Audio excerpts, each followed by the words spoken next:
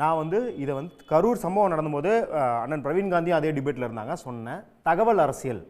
தாவேகா வந்து ஃபஸ்ட்டு 1 மாதம் வந்து சஸ்டெயின் பண்ணது தகவல் அரசியலில். விஜய் இதை பண்ணுறதாக தகவல், அதை செய்வதாக தகவல், பர்மிஷன் கேட்டதாக தகவல், எப்படி அந்த பாதிக்கப்பட்டவர்களை போய் பார்க்குறதா தகவல். அப்பயே சொன்னது இப்போ உங்களுக்கு ஆனந்தமாக இருக்கும் இந்த தகவல் அரசியல். ஒரு நாள் இதுவே உங்களை குத்தி கொலை பண்ணும் அப்படின்னு சொன்னது இன்றைக்கி வந்து அது சரியாக போச்சு. ஏன்னா காலையிலேருந்து தகவல் மேலே தகவல். அதுவும் எப்படின்னா நாமக்கல்லேருந்து கரூருக்கு வர்றது ஏன் லேட் ஆகி போச்சு அப்படின்னா நிறைய வளைவுகள் இருந்ததாக விஜய் கூறியதாக தகவல். அப்போ தகவலே திருப்பி தடிக்கின்றீங்க. ஆமாம், இதுதான் பேக் ஃபயர் ஆயிடுச்சு.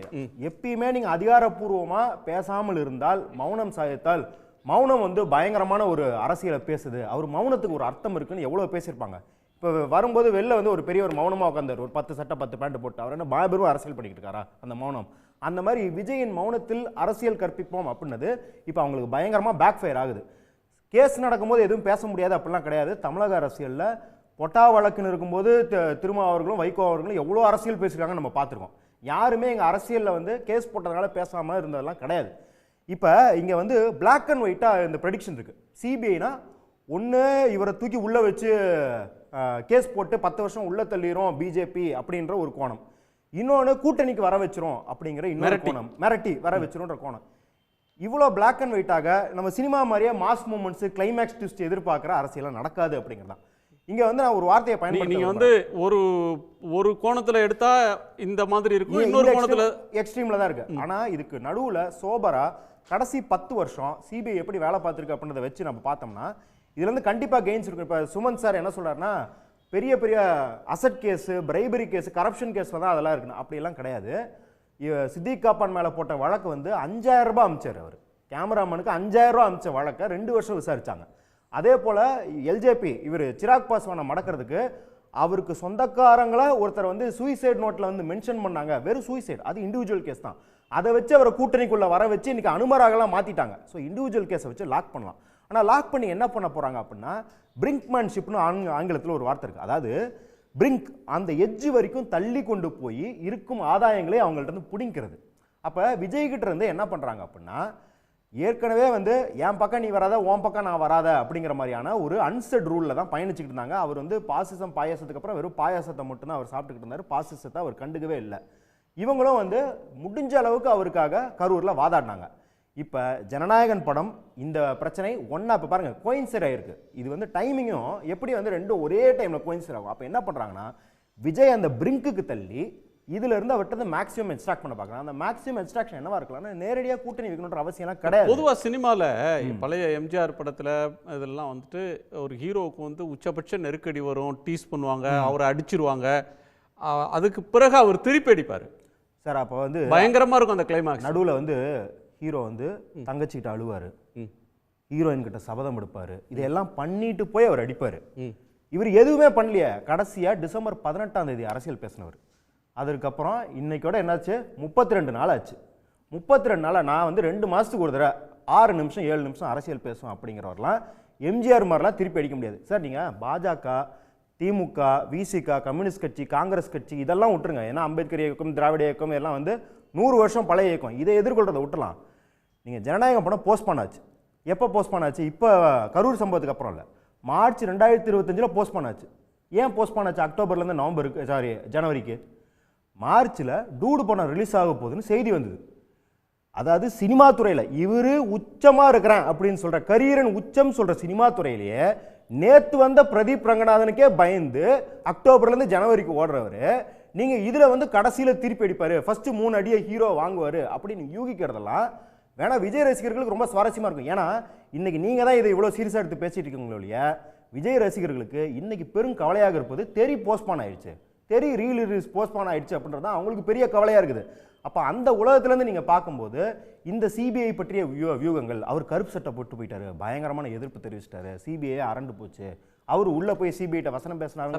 அவங்களுடைய ரசிகர்களோ ஆதரவாளர்களோ அவங்களுக்கு கிடைக்கிற ஸ்பேஸ் எழுதுறது, அவங்களுக்கு இருக்கிற போதாமையில அவங்களுக்கு தெரிஞ்சதுல இருந்து எழுதுவாங்க சார். கரெக்ட். இப்போ நம்ம என்ன சொல்றோம் அப்படின்னா, நீங்க வந்து இந்த சிபிஐ வச்சு யாரும் வந்து விஜய் ஜெயிலுக்கு போக போறதில்லை நம்ம எல்லாத்துக்கும் தெரியும். ஏன்னா இந்த சிபிஐ விசாரணை பொருட்கள் ரல்லு பிரசாத் யாதவை தவிர வேறு யாரும் ஜெயிலுக்கு போய் நம்ம பார்த்ததும் கிடையாது. இவர் வந்து ஆட்சியிலலாம் இருந்தவரும் கிடையாது. இவரை ஜெயிலுக்கு அனுப்ப மாட்டாங்கன்னு நம்மளுக்கு தெரியும்.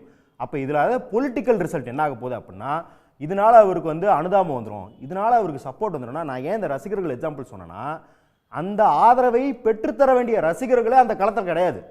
அப்போ அப்படி இருக்கும்போது இதிலிருந்து அவர்களுக்கு ஒரு பர்செப்ஷன் ரீதியாக எந்த கெயினும் கிடைக்காது. அதுக்கு பதிலாக நாங்கள் சொல்கிற இடத்துலலாம் டம்மி கேண்டிடேட் போடு, நாங்கள் சொல்கிற இடத்துலலாம் ஸ்ட்ராங் கேண்டிடேட் போடுன்னு வெளியே இருந்து ஒரு ஆதரவுக்கான மிரட்டல் தான் வைக்க முடியும் இல்லையா. என்டிஏக்குள்ள கூட்டணி கொண்டு வந்துட்டா 2 பேத்துக்குமே பொலிட்டிக்கல் கெயின் கிடையாது. விஜயும் அவர் லெஜிட்டிமசி இழந்துருவார். ஏற்கனவே அவர் திமுகவோட கோர் ஓட்டர் பேங்க்ல தான் சிலதை வந்து எடுத்துகிட்டு வரதாக தான் டார்கெட் பண்ணி வர்றாரு, அதுவும் இழந்துருவார். ஏற்கனவே என்டிஏ கூட்டணியில் நீங்கள் சொன்ன மாதிரி டிடிவி தினகரனையோ, அன்புமணி அவர்களையோ, ராமதாஸ் அவர்களையோ, ஓபிஎஸ் அவர்களையோ இந்த மேனேஜ்மெண்ட்டை, இந்த கான்ஃப்ளிக்ட் மேனேஜ்மெண்ட்டுக்கே அங்கே பெருசாக இருக்கும்போது தாவேக்காவை உள்ளே கொண்டு வந்து என்டிஏ கூட்டணியால் மேனேஜ் பண்ண முடியாது. அப்போ அவுட் சைட்லேருந்து எவ்வளோக்கு எவ்வளோ டிஎம்கே ஓட்டை ஸ்ப்ளிட் பண்ணுறதுக்கு மேக்ஸிமமாக இவரால் ஒன்றும் பண்ண முடியாதுன்னு பாஜக தெரிஞ்சு போச்சுங்க. அதுதான் இங்கே நிதர்சனம். இவரால் ஒன்றும் பண்ண முடியாதுன்னு தெரிஞ்சு போச்சு. இப்போ வந்து காதை திருங்கி கிளிப்பிள்ளைக்கு சொல்கிற மாதிரி இன்ஸ்ட்ரக்ஷனை கொடுத்து ஒவ்வொரு நடவடிக்கையும் செய்ய வைக்கணும் அப்படிங்கிறதுக்கு தான் இந்த சிபிஐ இன்வெஸ்டிகேஷன். அதுதான் இதோட வந்து எண்ட் ரிசல்ட்டாக இருக்க போதும் இல்லையா. டிராஸ்டிக்காக வந்து ஒரு பயங்கரமான மாற்றம் ஏற்பட போகுது. ஏன்னா அவங்க வந்து இவருக்கு வந்து பயங்கரமான ரோட் மேப் போட்டு வச்சிருக்கலாம், கல்யாண் மாதிரி. இப்போ வந்து எதிர்த்து பேசுகிற மாதிரி பேசு, அப்படியே வந்து கடைசியில் ஜாயின் பண்ணிக்கொண்டலாம் பிளான் போட்டுருக்கலாம்.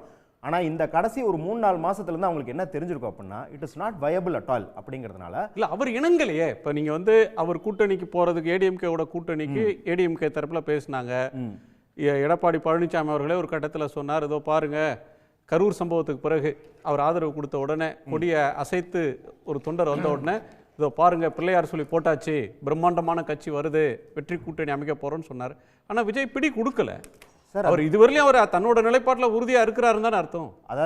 அதான் நம்ம வந்து அவரோட நிலைப்பாட்டில் உறுதியாக இருக்காரா, இனர்ஷியா, அதாவது நகராமல் இருக்கிறாரா அப்படிங்கிறது தான். ஒரு நகர்வு ஏற்படுத்தணும்னா அதுக்கு நீங்கள் ஒரு பெரிய அரசியல் செய்யணும். ஏன்னா இப்போ நீங்கள் வந்து எடப்பாடி அவர்களே ஏற்கனவே வந்து அதிமுக தலைமை சரியில்லை, நான் தான் உண்மையான எம்ஜிஆரின் வழித்தோன்றல் அப்படிலாம் பேசிட்டு போய் கூட்டணி வைக்கணும்னா அந்த கூட்டணியை லெஜிட்டிமைஸ் பண்ணுறதுக்கு நீங்கள் ஒரு பயங்கரமான அரசியல் பண்ணணும். அந்த அரசியல் எதுவுமே பண்ண வளையாத போது நீங்கள் எப்படி இந்த கூட்டணியை வைப்பீங்க? ஒரு கூட்டணிக்கு போகிறது அப்படிங்கிறது இருக்கு சார். திமுக எதிர்ப்பு அதுதான் என்னுடைய முதன்மையான இலக்குன்னு சொல்லிக்கலாம். நீங்க அதான் முதன்மையான இலக்கு திமுக எதிர்ப்பு அப்படின்னு சொல்லிட்டு நீங்க மத சார்பற்ற சமூக நீதி தான் உங்களோட கொள்கை அப்படின்னு அது மட்டும் தான் சொல்லி கொடுத்துருக்கீங்க. பிறப்புக்கும் எல்லா உயிருக்கும் மத சார்பற்ற சமூக நீதி 2 மட்டும் தான் சொல்லி கொடுத்துருக்கீங்க. இதை தாண்டி வேற சொன்னா கூட கன்வின்ஸ் பண்ணிடலாம் இந்த புள்ளியில வந்து இணையலான்னு. நீங்க இது 2 தான் சொல்லி கொடுத்துட்டு நீங்க போய் பிஜேபியில இணைஞ்சிங்க அப்படின்னா அப்புறம் அந்த மத சார்பற்ற சமூக நீதிக்கு என்ன லெஜிட்டிமசி? இன்னொன்னு அந்த கோர் ஓட்டர் பேங்க் இவங்க சொல்றாங்க இல்லையா, எனக்கு அதுல நம்பிக்கை இல்லை. இருந்தாலும் இவங்க என்ன சொல்றாங்க, minority votes, schedule caste votes, women ஓட்ஸ்ன்னு சொல்றாங்க இல்லையா, இதெல்லாம் வந்து அதிமுக பாஜகவின் கோர் ஓட்டரே கிடையாது. இது திமுகவின் கோர் ஓட்டர்னு இருக்கும்போது அதை உடைக்க வந்தவர் ஏன் போய் அதிமுக பாஜக கூட்டணியில் சேர்ந்து அதையெல்லாம் ஸ்குவாண்டர் பண்ண போறாரு? அப்ப அவருக்கு வந்து நெட் கெயினா இதுல வந்து என்டிஏ கூட்டணியில் போய் சேர்றதுக்கு ஒரு கெயினும் கிடையாது, பிஜேபிக்கு அதுல கெயின் கிடையாது. நீ வெளியே இருந்தே வேலை பாரு அப்படிங்கறத பிஜேபிக்கு மேக்ஸிமம் கெயினா இருக்கும். சொல் பேச்ச கேட்கிற இடத்துல கை நீட்ற அளவுல தூரத்துல வச்சுப்பாங்க. அது தாண்டி அந்த கோட்டை தாண்டி இவரும் போக மாட்டார், அவங்களும் வர மாட்டாங்க. அது இல்லாம இப்ப சில நேரடியான மத வெறுப்பு பிரச்சாரங்கள்லாம் பிஜேபி பண்ணிரும். அதை தாண்டி இப்போ வந்து மருத்துவர்கள் சரியில்லை, ஆசிரியர்கள் சரியில்லை, இங்க இருக்கிற கட்டமைப்பின் மீது விமர்சனம்லாம் இவரை வச்சு பண்ண வைப்பாங்க. ஏன்னா அது வந்து இன்னும் வந்து பயங்கரமா எடுக்கணும். திமுக ஆட்சியின் மீதான அதிருப்தியை உருவாக்குவது, விமர்சனத்தை உருவாக்குறதுக்கு ஒரு கருவியா பயன்படுத்துவாங்கன்றீங்க. அது திமுக ஆட்சி மட்டும் கிடையாது, அது 50 வருடங்களாக தமிழ்நாட்டில் உருவாக்கி வச்ச கட்டமைப்பின் மீதான தாக்குதலா இருக்கும். அவர் தான் ஜாலியா வந்து பேசுறாரு, தமிழ்நாட்டில் வந்து தரமான மருத்துவர்கள் இல்லைன்னு கடைசி மீட்டிங்ல பேசுறாரு. அது அதிமுகவையும் தானே பாதிக்கும். அது அதிமுக இப்ப யாரு ஆட்சியில் இருக்கா? அதாவது இது வந்து அவங்களுக்கு லாங் டேர்ம் பிளான். ஒன்று திமுக வீழ்த்தணுங்கிறது ஒன்று, இன்னொன்று தமிழ்நாடு வளரவே கிடையாது, இது ஊதிப்பெருக்கப்பட்ட பின்பம்னு கட்டமைக்கணும்னு பாஜக ரொம்ப நாளாக முயற்சி பண்ணிட்டு இருக்கு.